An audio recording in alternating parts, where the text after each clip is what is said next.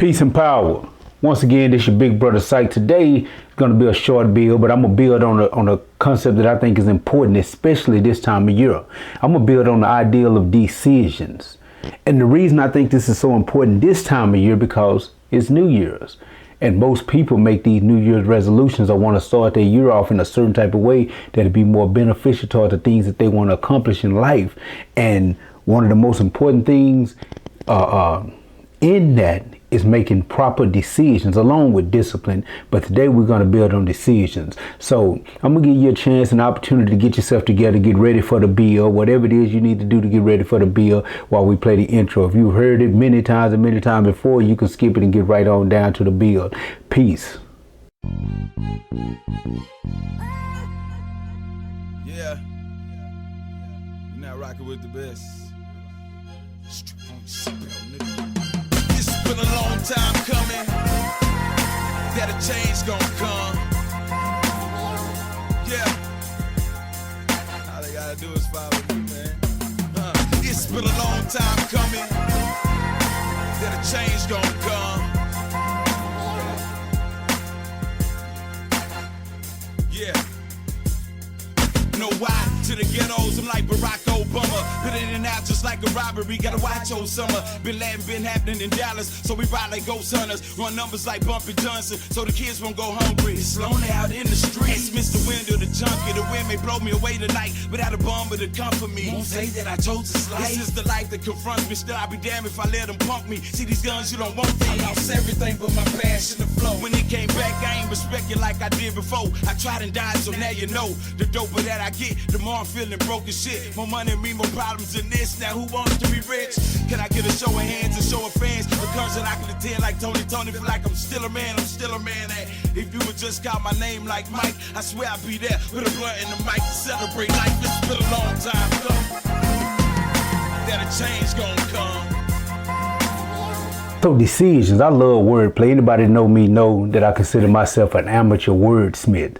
And I love the way words are placed together, the way they are put together. The word decision is actually two words, D and decision.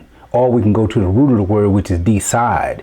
D and side. The word D literally means to bring down or to descend. That's what the word literally means, to bring down or to descend. And the word side comes from an old Latin word, which literally means to kill, usually by cutting, but it means to kill or to eliminate. Think about the words that we see the word side in, like suicide, which means to kill self, or homicide, which means to kill something that's like self, like another human being.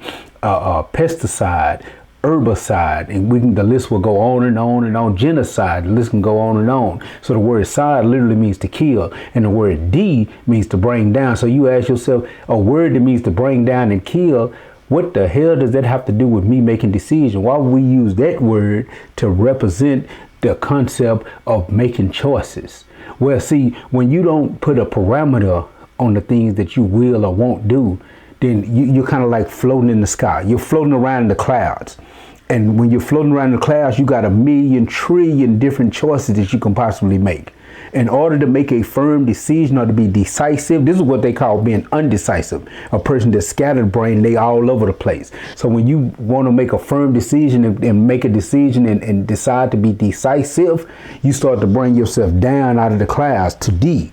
You start to descend so that you can get back on the ground. And as you're coming closer and closer to the ground, what you're literally doing, you are siding or killing off all the other possible options. You're constantly murdering out all those different choices until you're finally on the ground and you have a firm setting and you only have one choice in front of you. You're focused like a laser on that choice. You have made a concentrated, firm decision. You have decided, and that's what is required. A lot of times people don't want to make decisions. I deal with people, and if I ask somebody to do something, or if they want to be involved in something business related, if they tell me they don't know yet, or they have to think about it, or they'll let me know, or maybe, I automatically take that as a no. Because I don't have time to waste with a person that's indecisive. Right then, they've just showed me I'm dealing with someone who doesn't know how to weigh their options properly, and I don't have time to deal with them. Malcolm X once said, when he was talking about a watch and time, he said, don't never trust a man who doesn't have a watch.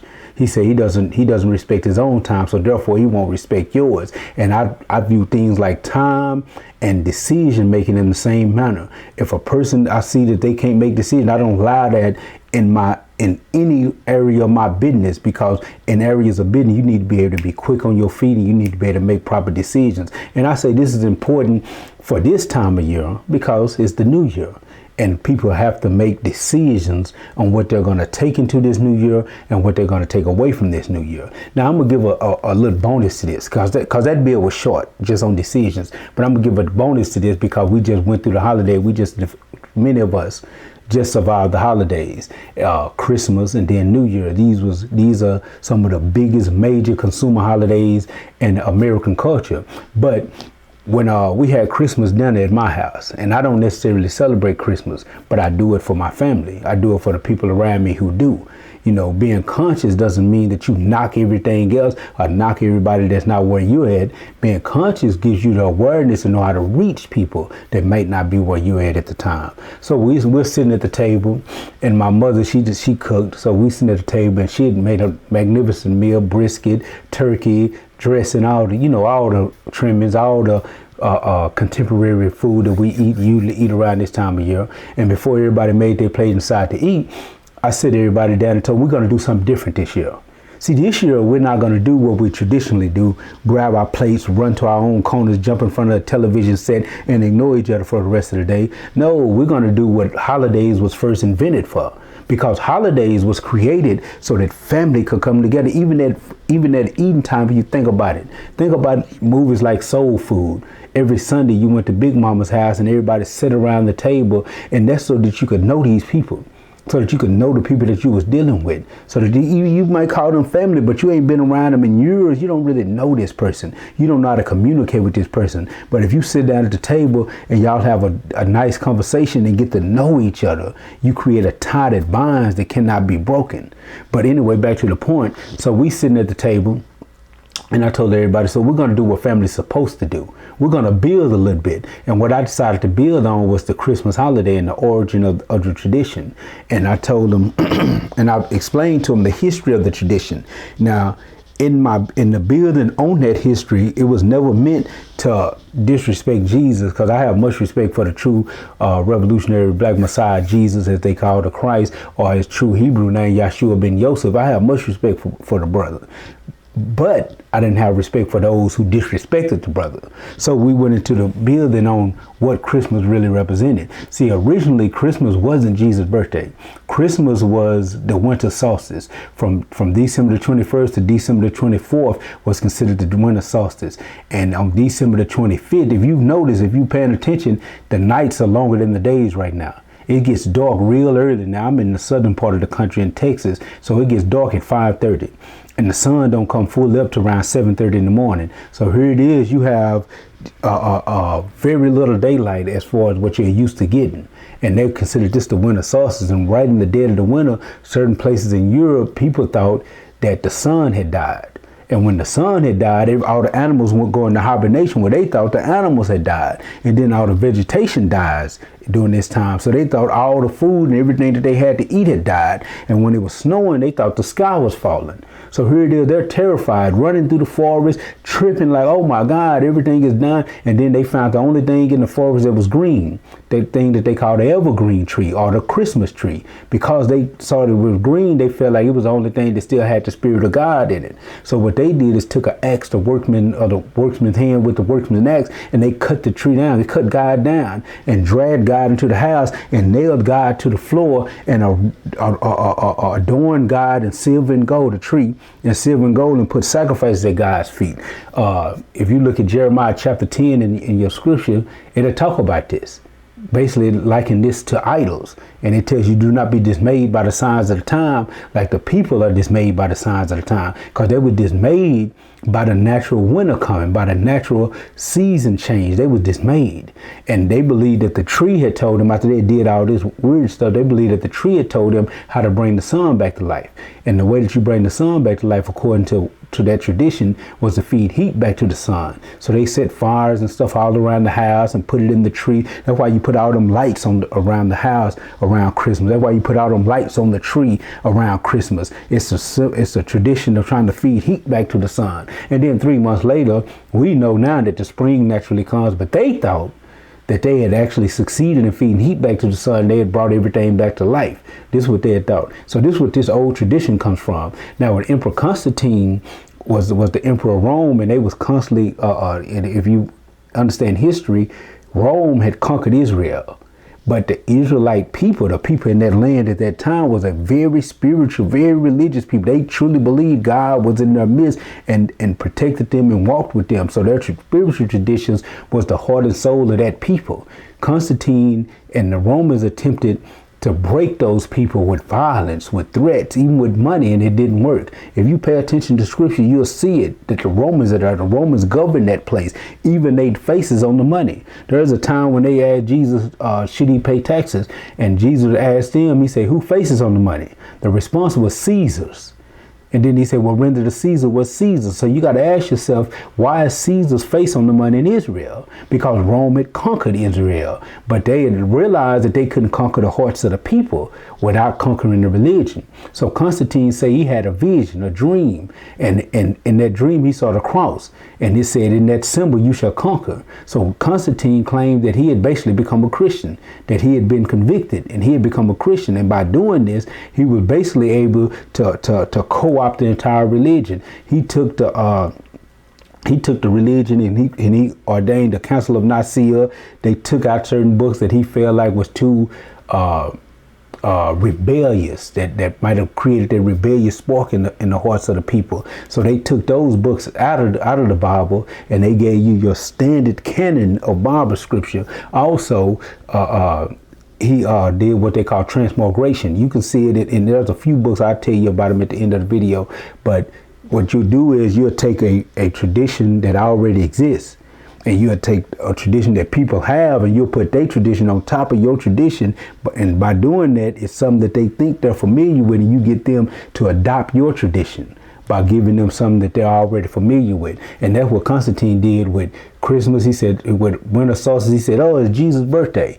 That's what he did with Sunday. Oh, the day of the sun god, he changed the Sabbath from Saturday to Sunday so that they could rest on the sun god's day. That's what Sunday is. And many other changes that he made in order to co-opt these people's religion. And basically, that's how he was able to finally conquer these people and get these people into some level of submission by teaching them these false ideas and these false concepts. Same thing when we look at, and I'm going to bring this video to a close with this one last one. Same thing we look at when we look at New Year's.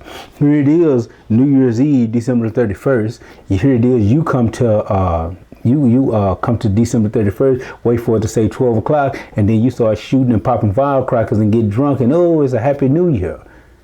But it's in the dead middle of winter. When did something new be when everything was dead? No, this the end of the year. And then like 3 months, 4 months later, which is April, 4 months later, you celebrate something they call April Fool's Day on April the 1st. Somebody play a trick on you, you fall for it, and they say April's Fool. You know why? Because originally that was the new year. April 1st was the new year. They changed the new year and tricked you to believe in the new year was 4 months ahead of time before it actually was. And therefore they played a trick on you, and you the damn April's Fool. And that's where April Fool's Day and the false new year came from. See, in April and spring, the word literally means to come forth by birth or descent. So to spring forward. So the spring is the time that the new year is new. The earth is being reborn. The sun is shining on the land. All the vegetation is growing. The animals are coming out of hibernation. Everything is vibrant and alive.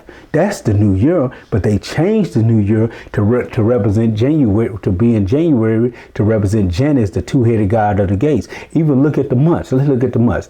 We say December is the last month of the year. December is the 12th month. But the word December literally means 10th month. We say November is the 11th month, but the word November literally means 9th month. You look at it. Now, if you go back and make go back to March or April and make that the beginning of your year, everything will add up. September means 7th month, but it's the 9th month in our calendar. The same thing like I just said, September. October means 8th month. Octo means 8, like an octopus or an octagon, a shape with 8 sides. But it's supposed to be the 8th month. The name means 8th month, but October is actually the 10th month in our calendar. But those are just some things just to build on, to think about, to really research and look into. And a couple of books that's good for looking at, to look at this information. See what I said about the sun and the changing of the years. From the Bridal File by Tony Browder is a good book to look at. There's a book called, I think it's called African People and European Holidays, or European Holidays and African People. I can't remember the exact name, by Reverend Issa Musa Barashango. He got a volume 1 and a volume 2. And even in Robert Greene's classic 48 Laws of Power, he talks about how Constantine made the winter solstice Jesus' birthday. He talks about it in that book. So those are just things to check out and look into, to research and make sure my information is right and exact. Don't never trust anybody's information. Always do your own research. Peace. Hopefully you got something out of it. If you did, subscribe to the channel, like the video, and share the video. Peace and power.